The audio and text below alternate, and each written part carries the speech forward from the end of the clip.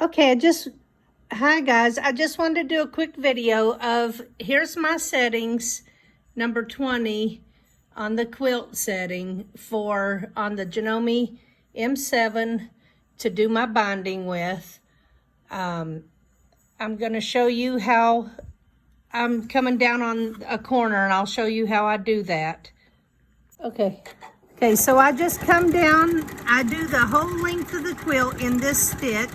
I'm just following my VD foot on the edge of this binding, and then when I'm coming to the edge, because it swings like this, when I'm coming down here almost to the edge, at the last time that I feel like it's going to be out on the left, I push my stop button and it will make one more thing and then stop at the left.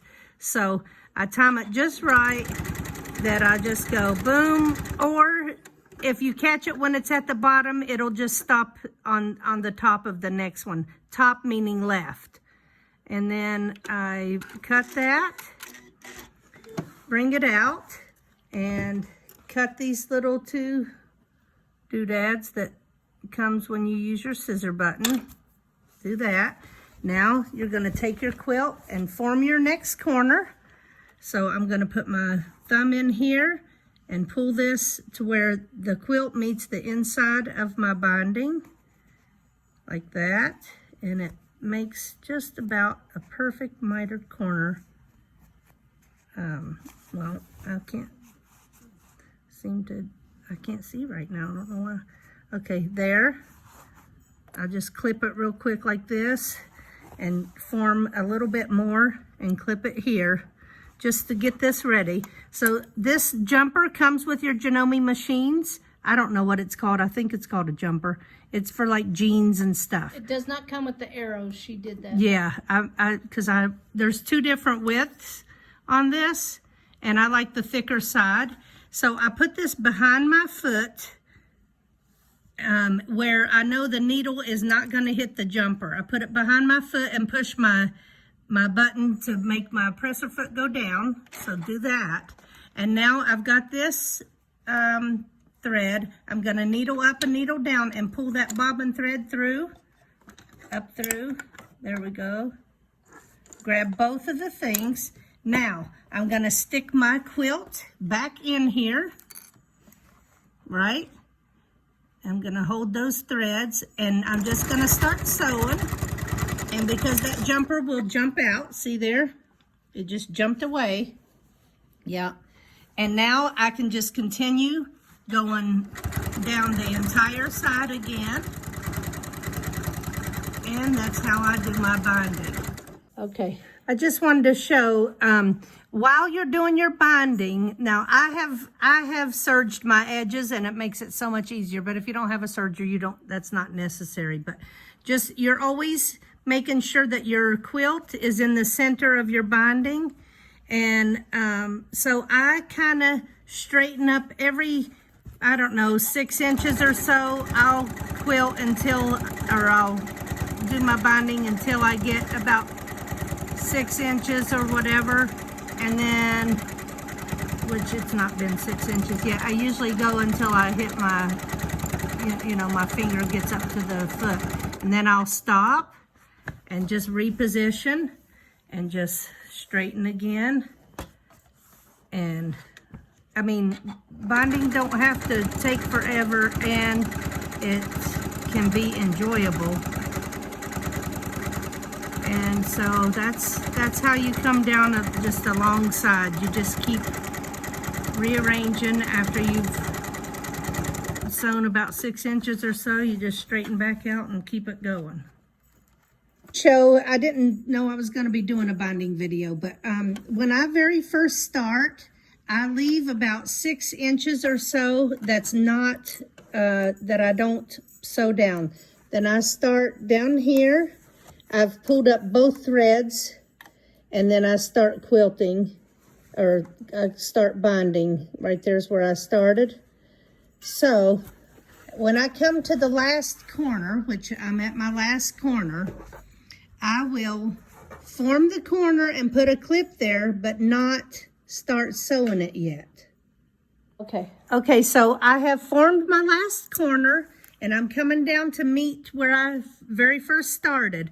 So I'm gonna form the corner and then bring this down, and I'm gonna overlap this by 1/2 of an inch, which I measure very easily with this thing. If y'all don't have this thing, I mean, you can pick them up at Hobby Lobby or Joann's or whatever. It's a quick measuring gauge. So what I'm gonna do is I'll have this overlap this by 1/2 an inch, like this. 1/2 inch is because this started out as a 2-inch strip and it was folded in half and then half again. So I'm gonna overlap it like that. I'm trying to stay out of the way of your camera, Sherry, but it's okay. So I'm gonna overlap it like that. I'm gonna put my gauge here. This is at the end of the one that's underneath, and I'll mark it here with my pen like that. Okay, it's hard to see on this purple, but I've marked it. See there? And I'm just gonna cut just to the left of that mark, to where the mark is on the piece that gets left out. Okay, now I will take this and join these two pieces. I'm gonna come up and make them meet in the center and fold it out like this. And I'll put a pin in it. Okay. And for my machine, all I'm gonna do is hit this button right here, and that'll take it back to regular sewing, and that's 1/4 inch from this foot. So I'm gonna stick this in here. It's a little bit fiddly, and I'll stick this in here, and I'm gonna sew 1/4 inch from that edge, cut it off, and then immediately I'm gonna go back to my stitch. So how do you get there? You push this little scrolly thing, you push quilt, and you push down, and then number 20. And now it's back on my quilting, And she does all that because it's this foot that she's using. the VD foot. I use a different foot, and mine is even easier than that to get back to the Well, stitches. it's not hard. So now what you're gonna do is open this seam up and fold this binding back down as if you never did all that.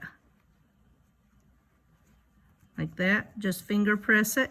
And now it'll fit on your quilt, and you won't even be able to tell where you've stopped and started this thing. So, and on this, I do use a couple clips to just make sure it is fitting correctly, but it does. And you just keep making sure that your quilt is in the center of this. Now, before I start this, I'll go ahead and bury these 2 threads that I've started with. I really should have, I didn't plan on doing a video, or I'd have done this with different color binding. So I'm just burying this thread here on the top real quick. Can you even see what I'm doing? Almost. Okay, and then I have my bottom line thread in the back, so it'll be easier to see. I've used this self-threading needle and just pop that thread in there. Push this in here and just bury this. Okay, pull it, cut it. Okay, now I'm gonna come down here. I'm gonna do my jumper like I showed you. Put that in there, push the down button, this down button right here. I'm gonna push the up down needle button after I get a hold of this thread. Push it down and then back up and get that bottom thread to come up, which sometimes you can't really get to it. So sometimes you gotta stick something in there and get it out to grab it. Oh, barely. I barely got it to come up. There. Of course, because I'm filming. Okay, so now the whole process starts again. I'm just gonna go in there and just start sewing. That jumper's gonna move out from there. And boom, I'm gonna keep going down the rest of my quilt. And I guess we'll just stay on. I'm sorry, but I love to use my paddle to help me shove this quilt through here. And here we go.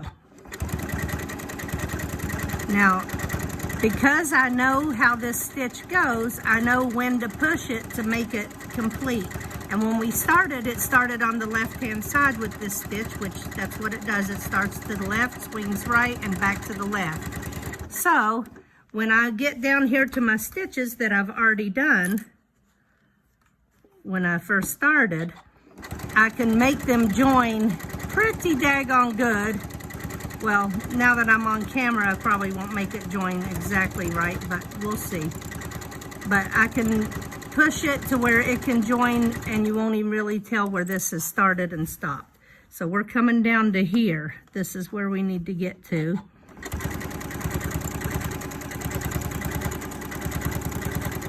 The whole time you're just keeping this foot on the edge of the binding. So we're gonna come up on this. This is where the ending is, and I've got my button ready. And when it swings one last time, it'll meet right there. And I'll bring this out and show you. And then I'll show you what I did with the corner where I started. See, right there is where it stopped and started. You can't even tell, right? So now we cut those threads off that we just cut.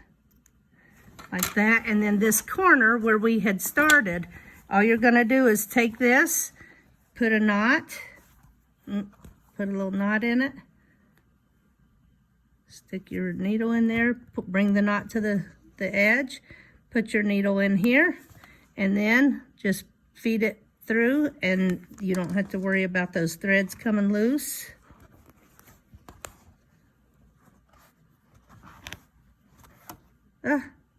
I'm pulling on the wrong one. Good Lord. Okay. Okay, somehow I pulled the wrong way, but let me go ahead and bury this again. Oh, what have I done here? There. And just cut your threads off, and there you have it. A nice corner on all the corners. Let's see, bring that corner down. I gotta bury these still. Same process. Okay, we don't need to watch all that. Okay, and your quilt is finished. Thank you.